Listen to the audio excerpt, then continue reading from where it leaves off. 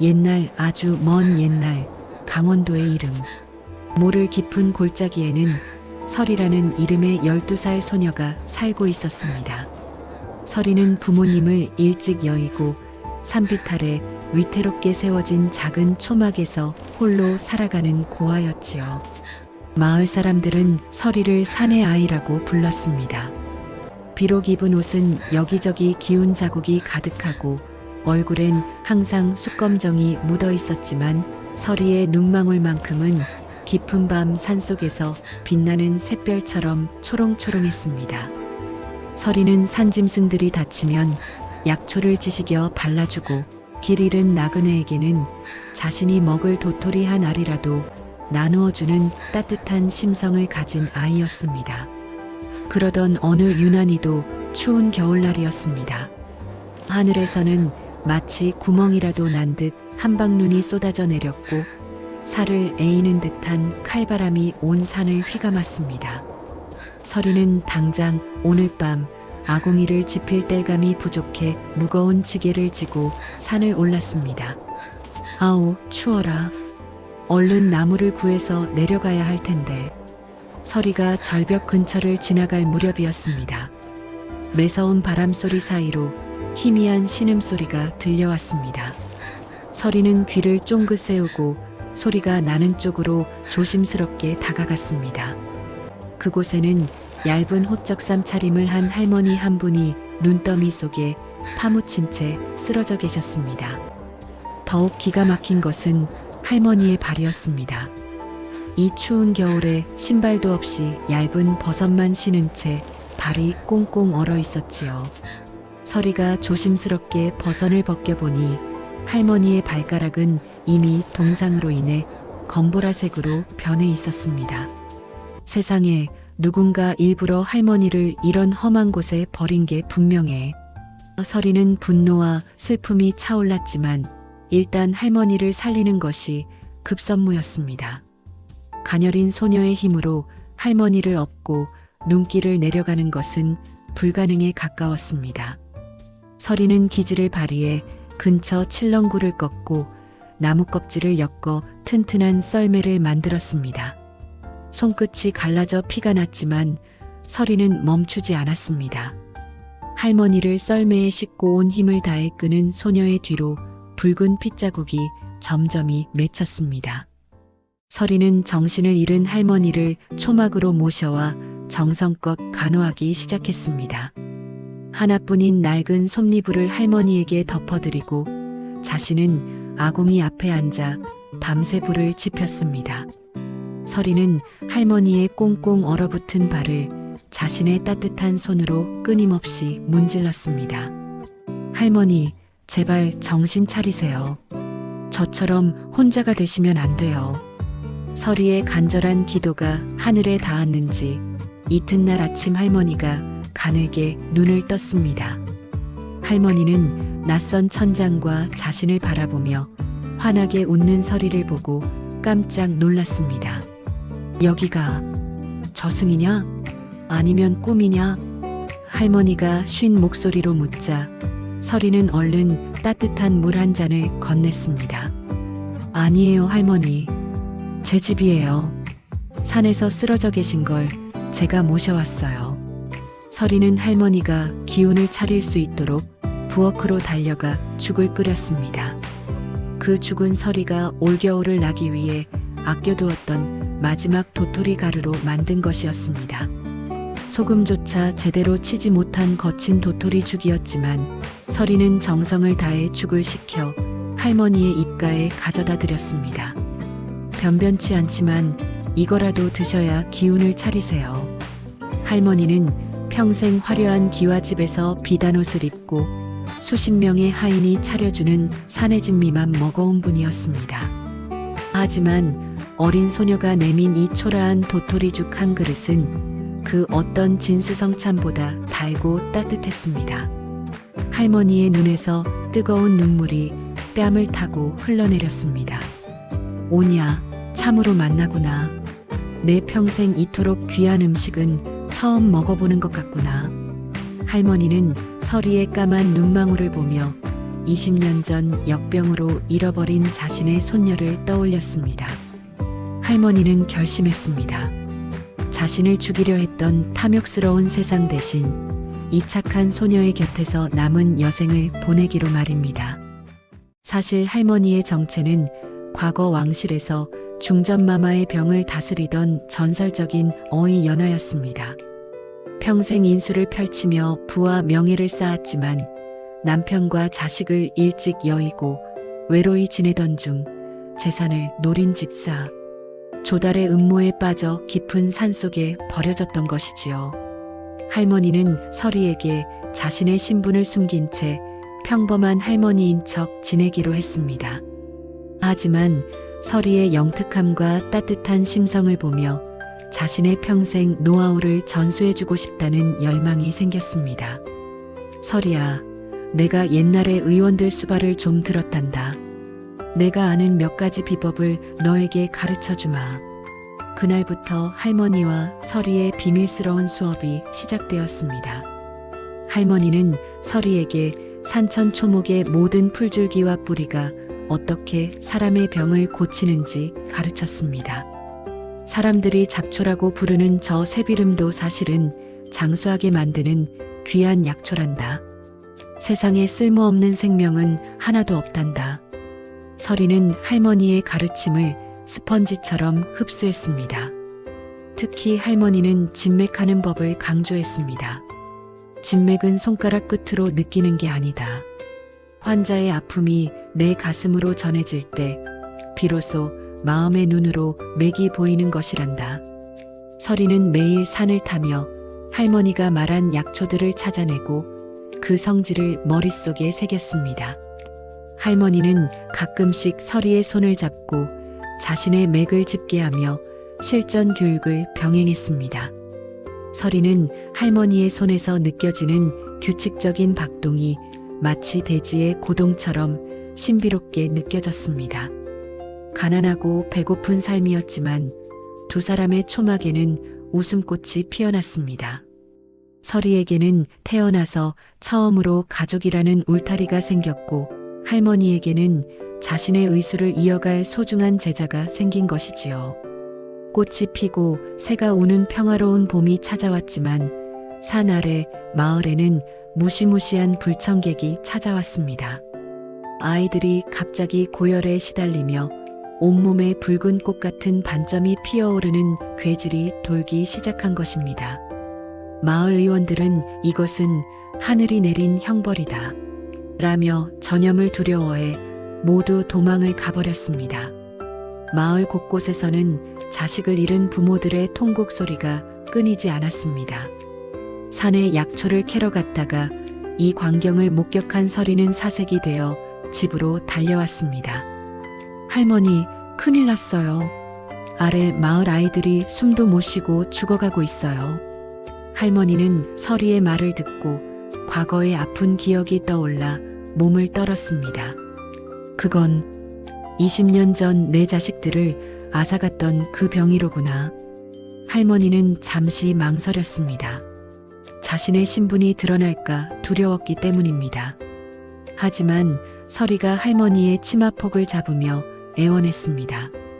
할머니, 저도 예전에 우리 엄마가 아플 때 아무것도 못 해드렸어요. 이번에는 사람들을 살리고 싶어요. 제발 가르쳐 주세요. 서리의 간절한 눈빛을 본 할머니는 정신이 번쩍 들었습니다. 그래, 의원의 도리는 병을 피하는 것이 아니라 병 속으로 뛰어드는 것이다. 할머니는 서리에게 열을 내리는 시호와 도끼를 빼내는 승마의 정확한 배합비를 알려주었습니다. 서리야, 이건 시간 싸움이다. 내가 정성껏 약을 다려서 아이들에게 먹여야 한다. 서리는 밤을 새워 약초를 손질하고 커다란 항아리에 약을 다렸습니다. 날이 밝자 서리는 무거운 약 항아리를 지고 마을로 내려갔습니다. 하지만 마을 사람들의 반응은 싸늘했습니다. 거짓 꼬마가 어디서 구정물을 가져와 장난질이냐? 사람들은 서리에게 소금을 뿌리며 쫓아냈습니다.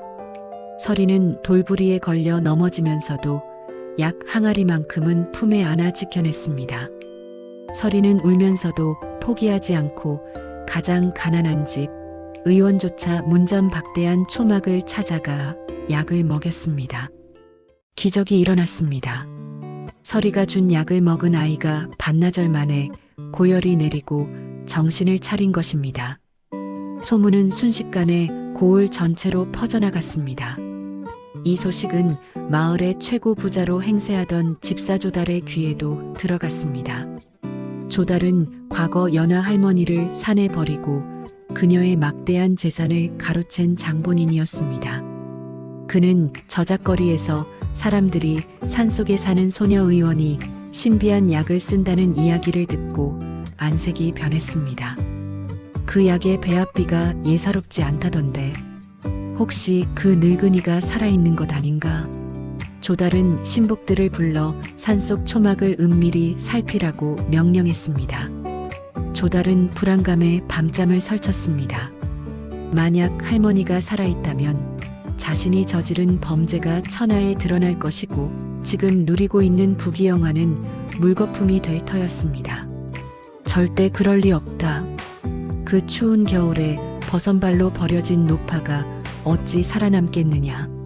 하지만 조달의 의심은 꼬리에 꼬리를 물었습니다.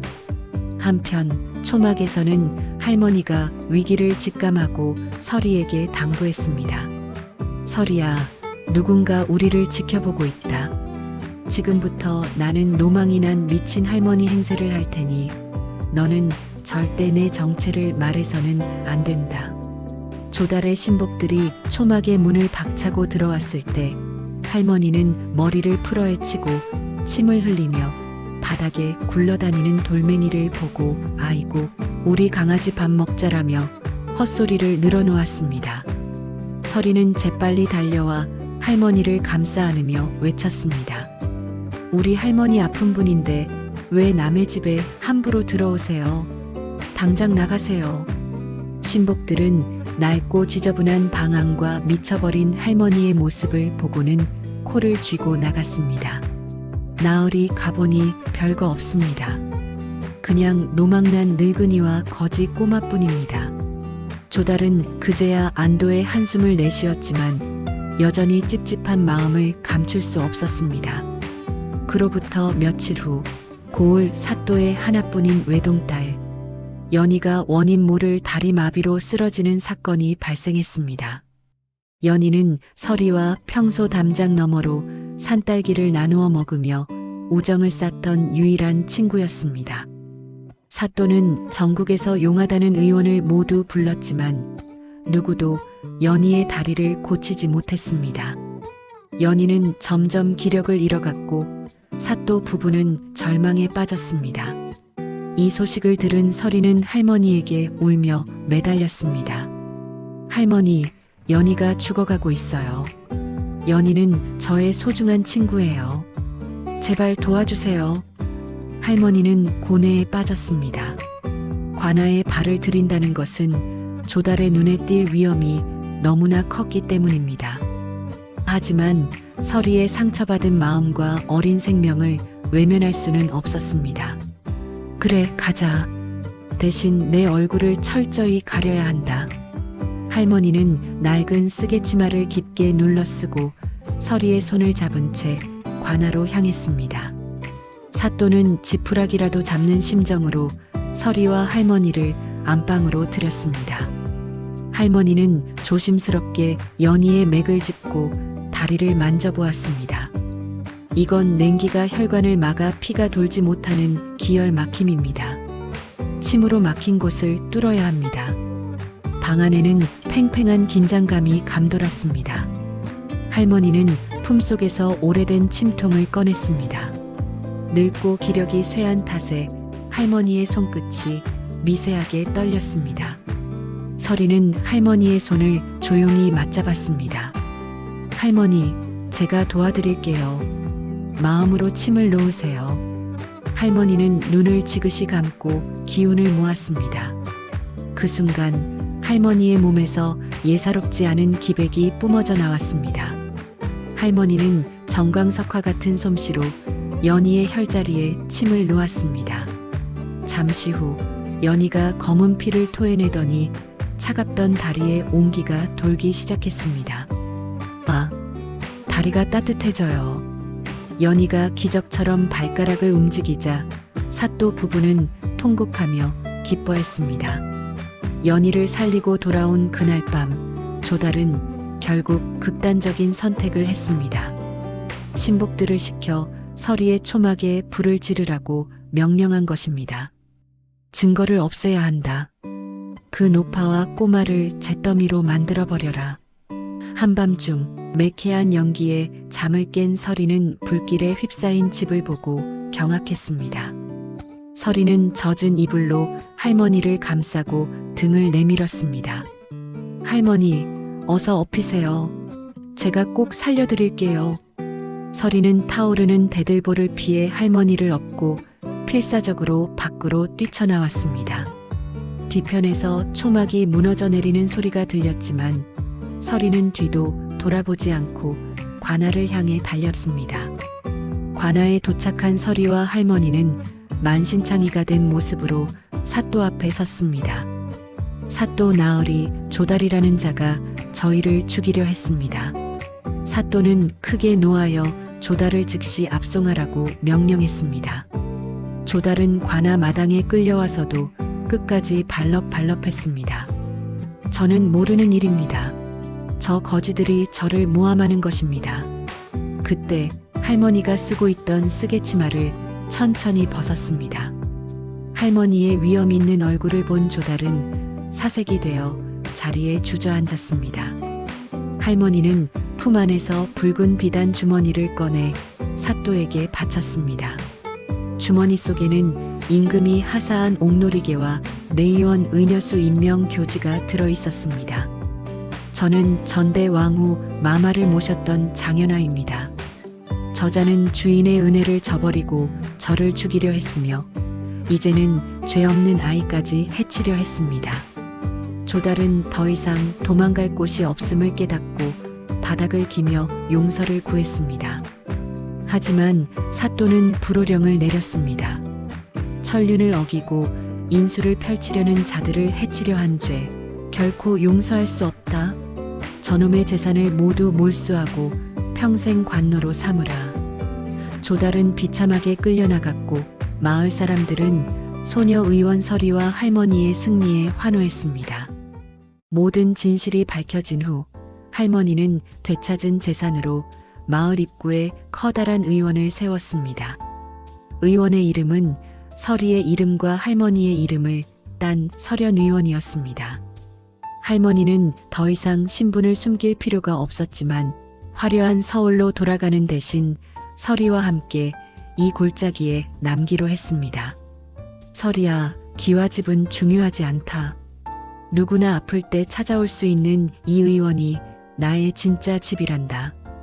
할머니는 서리를 정식 수양 손녀로 입적했고 서리는 이제 상골 소녀가 아닌 어엿한 의원 서리로 불리게 되었습니다. 세월이 흘러 서리는 20살의 아리따운 처녀 의원이 되었습니다. 서리의 의술은 날이 갈수록 깊어져 멀리 한양에서도 환자들이 줄을 지어 찾아올 정도였습니다. 서리는 할머니가 가르쳐준 대로 돈이 없는 환자들에게는 약값을 받지 않았고 오히려 그들의 손을 잡고 마음을 위로해 주었습니다. 연희 또한 건강을 회복하여 서리의 든든한 조력자가 되었습니다. 어느 따뜻한 봄날 할머니는 평상에 누워 서리가 약초를 다듬는 모습을 흐뭇하게 지켜보며 조용히 눈을 감았습니다. 서리야, 너는 나에게 하늘이 보낸 가장 귀한 약초였다. 할머니는 평온한 미소를 지으며 영면에 드셨습니다. 서리는 할머니의 뜻을 이어 평생 사람을 살리는 일에 매진했습니다. 사람들은 서리를 가리켜 눈꽃 속에 핀 신이라 칭송했습니다. 서련의원 대문 앞에는 할머니가 늘 하시던 말씀이 현판으로 걸려 있었습니다. 사람을 살리는 마음은 영원히 늙지 않는다. 서리는 오늘도 그 현판을 보며 환하게 웃습니다. 피 한 방울 섞이지 않았지만 눈보라 속에서 시작된 두 사람의 인연은 차가운 겨울을 녹이고 세상에서 가장 아름다운 인술의 꽃을 피워냈습니다.